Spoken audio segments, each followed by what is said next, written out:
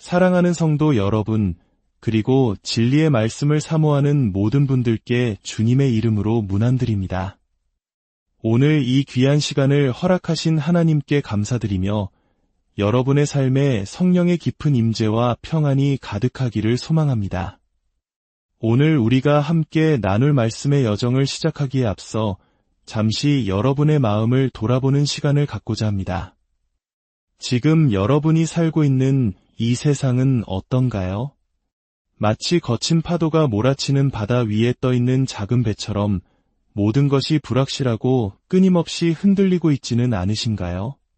경제위기, 사회적 갈등, 개인의 삶에 닥쳐오는 예기치 못한 시련들 속에서 우리는 종종 방향을 잃고 불안에 휩싸이곤 합니다. 성경 히브리서 12장은 진동하지 아니하는 것을 영존하게 하기 위하여 진동할 것들이 곧 만드신 것들이 변동될 것을 나타내심이라고 말씀합니다. 지금 우리가 목격하는 세상의 흔들림은 결국 흔들리지 않는 영원한 것이 무엇인지를 드러내기 위한 과정이라는 뜻입니다. 그렇다면 이 모든 것이 흔들리고 사라지는 세상 속에서 영원히 흔들리지 않는 반석은 과연 무엇일까요? 바로 만물의 기초가 되시는 우리 하나님이십니다. 오늘 우리는 우리가 하나님을 신뢰합니다. 라는 주제로 새로운 말씀의 여정을 시작하고자 합니다. 이 말은 우리가 익숙하게 들어왔지만 어쩌면 그 깊은 의미를 잊고 살아가는 문장일지도 모릅니다. 잠언 3장 5절과 6절 말씀을 함께 찾아 읽겠습니다. 찾으셨다면 마음으로 함께 읽어주시길 바랍니다. 너는 마음을 다하여 여호와를 신뢰하고 내 명철을 의지하지 말라. 너는 범사에 그를 인정하라 그리하면 내 길을 지도하시리라. 아멘. 사랑하는 여러분, 하나님께서 우리 인생의 매 순간 우리가 숨쉬는 모든 날 동안 가장 원하시는 한 가지가 있다면 그것은 바로 신뢰입니다. 하나님은 우리가 그분을 신뢰하기를 원하십니다. 왜냐하면 신뢰야말로 하나님과 우리 사이의 관계의 질을 결정하기 때문입니다. 고린도후서 5장 7절은 이렇게 말씀합니다. 이는 우리가 믿음으로 행하고 보는 것으로 행하지 아니함이로라. 이 구절에 신뢰라는 단어가 직접 나오지는 않지만 이 말씀이 그리는 그림은 온전히 신뢰에 관한 것입니다. 우리가 눈에 보이는 것 너머를 보시는 하나님을 신뢰하지 않고서야 어떻게 이 험난한 세상을 믿음으로 걸어갈 수 있겠습니까? 믿음으로 걷는다는 것은 누군가를 따라가는 것을 의미합니다. 질문은 이것입니다. 당신은 누구를 따라가고 있습니까? 어떤 이들은 자신의 감정을 따라갑니다. 어떤 이들은 다른 사람의 평가나 의견을 따라갑니다. 또 어떤 이들은 과거의 쓰라린 경험에 얽매여 그 경험을 따라 살아갑니다. 하지만 여기 하나님의 손을 붙잡고 인생길을 걷는 사람들이 있습니다. 우리는 그들을 보며 궁금해합니다. 어떻게 저 사람은 다른 사람들이 모두 쓰러지는 상황 속에서도 축복을 받을까? 어떻게 저 사람의 삶에는 기적이 일어나는데 내 삶은 이토록 팍팍할까? 그 이유는 단 하나입니다. 그들은 따라야 할 유일한 분, 바로 하나님을 신뢰하기 때문입니다. 예수님께서 마태복음 16장에서 이렇게 말씀하셨습니다. 누구든지 나를 따라오려거든 자기를 부인하고 자기 십자가를 지고 나를 따를 것이니라. 나를 따르라, 이것이 주님의 명령입니다. 여러분이 주님과의 논쟁을 멈추고 그분을 따르기 시작하기 전까지는 주님께서 여러분의 삶에 예비해 두신 놀라운 축복을 결코 경험할 수 없을 것입니다. 여기 한 마리의 말이 있다고 상상해 보십시오. 카우보이, 즉 말의 주인은 이 말을 안전한 곳으로 푸른 초장과 맑은 시냇가로 인도하기를 원합니다. 주인의 손에는 곶비가 들려 있습니다. 이 곶비는 말을 이끌고 신호를 보내고 주인과 말이 연결되어 있음을 알려주는 도구입니다. 말은 주인의 미세한 손길에 집중해야만 자기가 원하는 곳, 즉 안전하고 배부른 곳으로 갈 수 있습니다. 그런데 만약 이 말이 주인을 신뢰하지 못한다면 어떻게 될까요? 어쩌면 이 말은 과거에 자신을 함부로 대한 나쁜 주인을 만났을지도 모릅니다. 그래서 상처가 있고 두려움이 있습니다. 하지만 사랑하는 여러분, 우리 중에 그 누구도 하나님께서 나를 부당하게 대하셨다고 말할 수 있는 사람은 없습니다. 하나님은 언제나 선하시며 그의 인자하심은 영원합니다. 주인을 신뢰하지 못하는 말의 모습을 한번 그려보십시오. 주인이 푸른 풀밭으로 말을 이끌려고 합니다. 말이 배불리 먹기를 바라는 주인의 사랑입니다. 그러나 말은 완강히 저항합니다. 싫어. 난 저 풀을 먹고 싶지 않아. 날 내버려둬. 원래 있던 곳으로 돌아갈래. 말은 뒷걸음질치고 고개를 흔들며 주인에게 엉덩이를 보입니다. 주인은 말의 지혜로운 머리를 보고 싶은데 보이는 것은 고집스러운 엉덩이뿐입니다. 이 모습이 바로 하나님께서 우리를 축복의 길로 인도하시려 할 때 우리의 모습과 같을 때가 많지 않습니까? 하나님, 저를 축복하지 마세요. 저는 순종하고 싶지 않아요. 주님은 제가 어떤 상처를 받았는지 모르시잖아요. 제 과거가 얼마나 힘들었는지 모르시잖아요. 인스타그램을 보니 다들 완벽한 삶을 사는데 왜 제 인생만 이렇게 엉망진창인가요? 이렇게 불평하며 하나님께 등을 돌립니다. 이런 상황에서 어떤 진전이 있을 수 있을까요? 아무것도 없습니다. 문제는 간단합니다. 말은 수백 킬로그램이 나가지만 그 말을 이끄시는 하나님은 온 우주보다 크고 무거우십니다. 그분은 우리를 이끄실 수도 있고 심지어 끌고 가실 수도 있습니다. 하지만 우리가 아무리 버텨도 그분을 향한 하나님의 계획을 바꿀 수는 없습니다. 하나님은 우리가 그분과 싸우기를 원치 않으십니다. 하나님은 우리가 그분을 따르기를 원하십니다. 이제 주인을 온전히 신뢰하는 말의 모습을 상상해 보십시오. 말은 아주 평온합니다. 곱비에는 어떤 팽팽한 긴장감도 없습니다. 스트레스도 다툼도 없습니다. 이 말은 주인이 이끄는 곳이라면 어디든지 갈 준비가 되어 있습니다. 그 말의 눈빛은 이렇게 말하는 듯합니다. 주인님, 저는 당신을 신뢰합니다. 우리가 어디로 가든 저는 괜찮습니다. 이 말에게도 뒷걸음질 칠 힘이 있습니다. 하지만 주인에 대한 신뢰와 헌신이 있기 때문에 그들은 헛되이 맴도는 대신 함께 앞으로 나아갑니다. 하나님은 우리가 그분을 신뢰하기를 원하십니다. 하나님께서 곱비를 쥐고 우리를 이끄실 때 우리가 뒤로 물러나 제멋대로 가기를 원치 않으십니다. 그분은 우리를 위해 예비하신 위의 길로 우리를 인도하기를 원하십니다. 많은 분들이 묻습니다. 목사님, 제 삶의 돌파구는 언제 열릴까요? 저 거대한 산이 옮겨지는 것을 언제쯤 볼 수 있을까요? 제가 짓지 않은 집, 제가 파지 않은 우물, 제가 심지 않은 포도원의 축복은 언제쯤 경험할 수 있을까요? 그 대답은 바로 이것입니다. 당신이 하나님과 싸우기를 멈추고 당신의 인도자 되신 그분을 따르기 시작할 때입니다. 어떤 사람들은 특정 영역에서는 하나님을 신뢰하지만 다른 영역에서는 신뢰하지 못합니다. 주님, 구원의 선물은 감사히 받겠습니다. 그러나 주님께서 이제 내가 너의 재정의 길을 인도하게 해다오 라고 말씀하시면 우리는 아니요 라고 소리칩니다.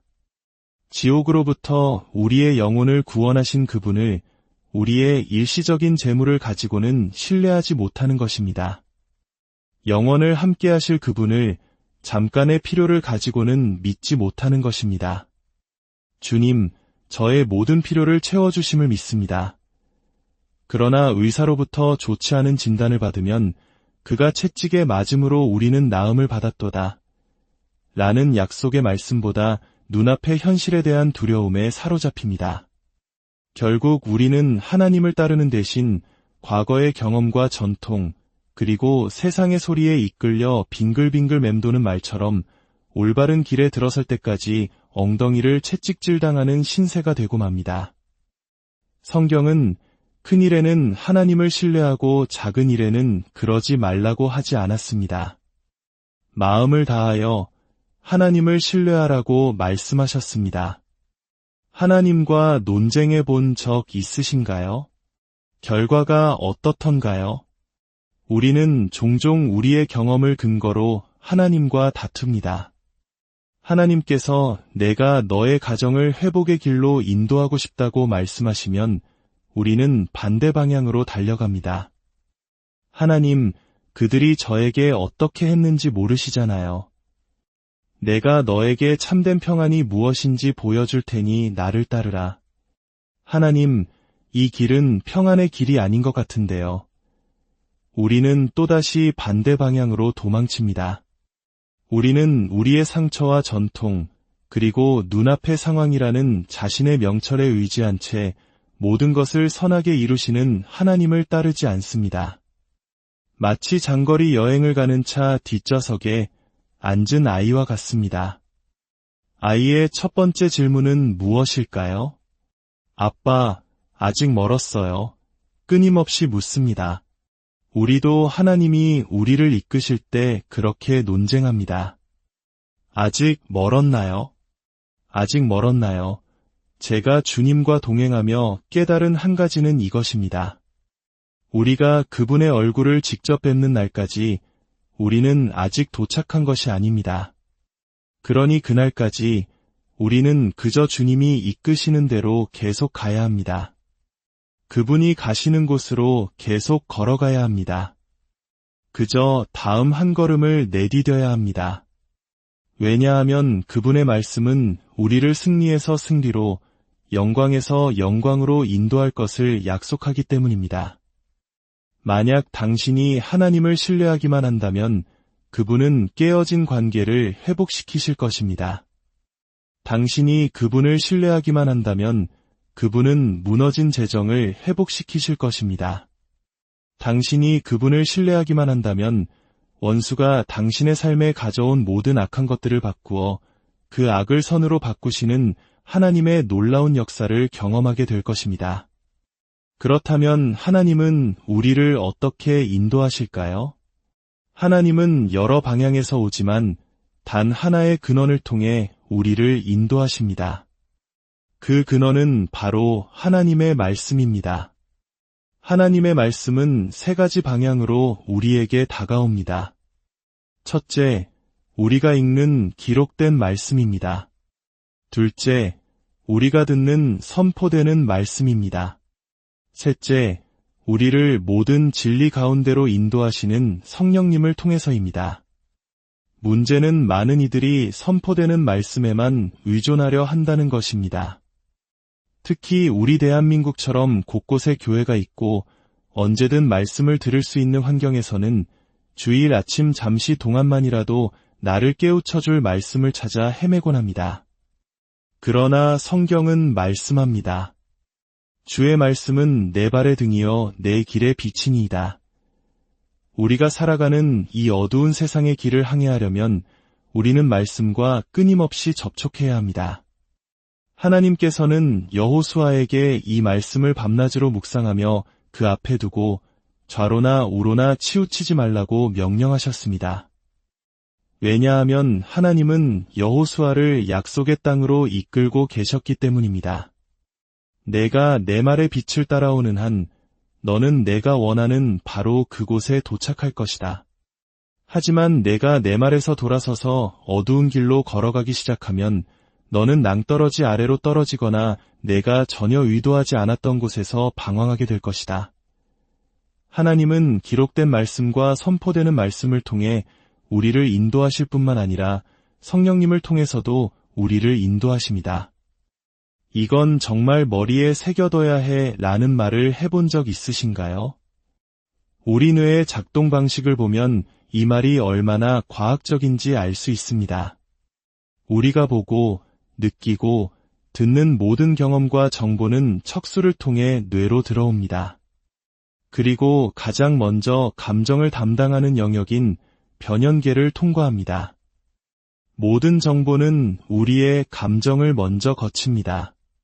그 후에야 이성을 담당하는 전두엽으로 가서 그것이 좋은지 나쁜지, 다시 해볼 만한 것인지 등을 합리적으로 생각하게 됩니다. 예를 들어, 제가 뜨거운 난로를 손으로 만졌다고 합시다. 아, 뜨거워. 뇌는 즉시 뜨거움과 고통이라는 감정을 느낍니다. 그러면 이성적인 뇌가 말합니다. 다시는 그런 짓 하지 마. 그리고는 난로 위험이라는 정보를 파일에 저장합니다. 그런데 성경은 육신의 생각은 하나님과 원수가 된다고 말씀합니다. 우리의 자연적인 생각, 즉 타락한 본성의 생각으로는 결코 그리스도를 따를 수 없다는 뜻입니다. 그분은 우리 이성으로 이해되지 않고 우리를 늘 불편하게 만드실 것입니다. 우리의 생각은 하나님의 말씀으로 새롭게 되어야 합니다. 너희는 이 세대를 본받지 말고 오직 마음을 새롭게 함으로 변화를 받아 라고 로마서는 말씀합니다. 믿음은 들음에서 나며 들음은 그리스도의 말씀으로 말미암습니다. 우리가 믿음의 눈으로 말씀을 읽기 시작할 때 우리는 귀로 하나님의 음성을 듣기 시작합니다. 하나님의 음성이 우리 귀에 어떻게 들리는지 깨닫기 시작하는 것입니다. 그럴 때 우리는 하나님보다 앞서 나가는 실수를 피할 수 있습니다. 기억하십시오. 만약 당신이 하나님보다 앞서가고 있다면 당신은 잘못된 길을 가고 있는 것입니다. 성도에는 두 종류가 있습니다. 하나는 사실로 가득 찬 성도, 즉 머리로만 믿는 성도입니다. 다른 하나는 감정으로 가득 찬 성도, 즉 가슴으로만 믿는 성도입니다. 머리로만 믿는 성도들은 하루 종일 성경 구절을 인용하고 밤새도록 논쟁할 수 있습니다. 그들은 성경을 암기하지만 오랫동안 단 한 명의 영혼도 그리스도께 인도하지 못했습니다. 왜냐하면 그들은 사실을 가지고 토론하고 논쟁할 뿐 하나님의 일에 대한 열정이나 감정이 거의 없기 때문입니다. 그러나 기억하십시오. 우리는 사실로 구원받는 것이 아닙니다. 우리는 하나님께서 우리를 위해 느끼신 무언가, 즉 사랑으로 구원받습니다. 성경은 하나님이 세상을 이처럼 사랑하사 독생자를 주셨으니 라고 말씀합니다. 그분이 우리를 사랑하셨기 때문에 그 아들을 주신 것입니다. 반면에 가슴으로만 믿는 성도들은 성경을 거에 펴지 않습니다. 성경을 펴면 자신의 삶이 변할까 두려워하기 때문입니다. 그들은 성경에 이르기를 이라고 말하는 대신 제가 느끼기에 혹은 예수님이 제게 말씀하시는 것 같아요 라고 말합니다. 분명히 말씀드리지만 예수님은 이미 성경에 기록된 것 외에 다른 것을 당신에게 말씀하지 않으십니다. 이들은 헌신, 제자도, 훈련에 대해 이야기하면 뒷문으로 도망치기 바쁩니다. 그렇다면 누가 옳고 누가 그를까요? 둘 다 그릇될 수 있습니다. 우리는 사실만으로 살 수 없습니다. 그러면 하나님의 인도를 이성적으로 판단하여 거부하게 될 것입니다. 반대로 감정만으로 살 수도 없습니다. 감정은 우리를 속이고 조금만 불편해도 다른 길로 도망치게 만들기 때문입니다. 우리는 성령의 인도하심을 받아야 합니다. 사실과 감정 사이에서 균형을 잡고 성령께서 우리를 이끌도록 해야 합니다. 성경의 사실을 말씀드리겠습니다. 모든 사람이 죄를 범하여 하나님의 영광에 이르지 못했다는 것이 사실입니다. 당신과 저는 지옥에 갈 수밖에 없는 죄의 상태로 태어났다는 것이 사실입니다. 예수 그리스도 없이는 죄의 삭은 사망이라는 것이 사실입니다. 그러나 또 다른 사실이 있습니다. 우리가 아직 죄인 되었을 때에 하나님께서 우리를 사랑하셨다는 것입니다. 그분은 우리를 향한 감정, 즉 사랑을 느끼셨고 그리스도께서 우리를 위하여 죽으심으로 하나님께서 우리에 대한 자기의 사랑을 확증하셨습니다. 그래서 그분의 죽음이 나의 구속의 대가를 치르셨다는 것이 놀라운 사실입니다. 아들이 자유롭게 한 자는 참으로 자유로우리라. 제가 믿는 하나님, 제 삶의 모든 사실을 바꾸시고 모든 것을 새롭게 하신 그 하나님을 믿는 것이 저에게 어떤 감정을 느끼게 하는지 말씀드리고 싶습니다. 저는 할렐루야를 외치고 싶은 감정을 느낍니다. 어제의 족쇄는 끊어지고 저의 사슬은 사라졌음을 느낍니다. 온 세상에 예수 그리스도가 누구신지, 전능하신 하나님이 무슨 일을 하셨는지 전하고 싶은 마음이 듭니다. 구원의 기쁨 속에서 환호하며 왕께 높은 찬양을 부르고 싶은 마음이 듭니다. 그분이 저를 위해 하신 일을 알기에 감사의 눈물을 흘리고 싶습니다. 내가 누구를 믿는지 알며 그가 능히 지키실 줄을 확신합니다. 사랑하는 여러분, 만약 당신이 사실에만 의존해 산다면 언젠가 그 사실에 압도당할 것입니다. 만약 당신이 감정에만 의존해 산다면 언젠가 그 감정에게 속게 될 것입니다. 그러나 당신이 성령께서 당신을 이끌도록 내어 맡긴다면 하나님은 당신이 알지 못하는 크고 은밀한 일을 보여주실 것입니다. 이것이 바로 그분이 다른 모든 것이 무너져 내릴 때에도 우리가 신뢰할 수 있는 유일한 하나님이신 이유입니다. 그분은 세대에서 세대로 이어지는 견고한 반석이시며 결코 당신을 실망시키지 않으실 것입니다. 오늘 말씀을 통해 성령께서 당신의 마음에 말씀하시는 것을 들으셨을 것입니다. 너는 나를 신뢰하지 않고 있구나. 너는 나를 따르는 대신 원을 그리며 맴도는 저 말처럼 행동하고 있구나. 너를 바른 길로 인도하려는 나의 조용한 음성에 귀 기울이는 대신 너는 나와 논쟁하고 있구나. 만약 오늘 이 자리에 그런 분이 계시다면 주님, 이제 저의 온전한 신뢰를 주님께 드리며 이곳을 떠나고 싶습니다. 라고 고백하는 분이 계시다면 이제 두 손을 높이 드시길 바랍니다. 순복의 손을 드십시오. 그리고 이렇게 기도합시다. 하나님, 저는 당신을 신뢰해야 합니다. 당신이 어디로 이끄시든 저는 따르겠습니다. 오늘 이 말씀이 여러분의 마음에 깊은 울림을 주었다면 이 은혜를 주변 사람들과도 함께 나누어 주시길 바랍니다. 좋아요와 공유를 통해 하나님의 사랑이 더 널리 퍼져나갈 수 있도록 도와주세요. 여러분의 작은 실천이 누군가에게는 큰 위로와 희망이 될 수 있습니다. 이 채널을 구독하시면 앞으로도 주님 안에서 함께 성장하는 귀한 말씀들을 계속해서 만나보실 수 있습니다. 이제 저를 따라 함께 기도하겠습니다. 주 예수 그리스도님, 오늘 저는 주님께 나와 저의 온전한 신뢰를 드리지 못했음을 용서해 주시길 구합니다.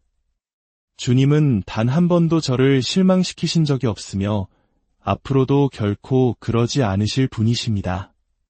그러므로 오늘 성령님의 능력과 도우심에 힘입어 그리고 결코 헛되이 돌아오지 않는 진리의 말씀의 능력에 힘입어 저는 주님을 따르겠습니다. 주님이 어디로 이끄시든 가겠습니다. 주님이 무엇을 요구하시든 행하겠습니다. 왜냐하면 주님은 제가 저의 신뢰를 두는 유일한 하나님이시기 때문입니다. 오늘 예수님의 이름으로 기도합니다. 아멘. 주님께서 친히 우리에게 다른 사람을 섬기는 법을 보여주셨습니다. 그분은 우리가 구원을 얻도록 자신의 생명을 쏟아부으셨습니다. 다른 이를 섬기는 것은 사람 앞이 아니라 하나님 앞에서 그분께 영광을 돌리기 위해 행해져야 합니다. 여러분의 선한 행실을 통해 하늘에 계신 아버지께 영광을 돌리게 하십시오. 여러분이 주님의 사랑으로 다른 이들을 섬길 때 여러분은 바로 이 땅에서 예수님의 손과 발이 되는 것입니다. 하나님께서 여러분과 여러분이 사랑하는 모든 이들을 축복하시기를 빕니다. 여러분과 여러분의 가정 위에, 그리고 이 나라 대한민국 위에 하나님의 크신 평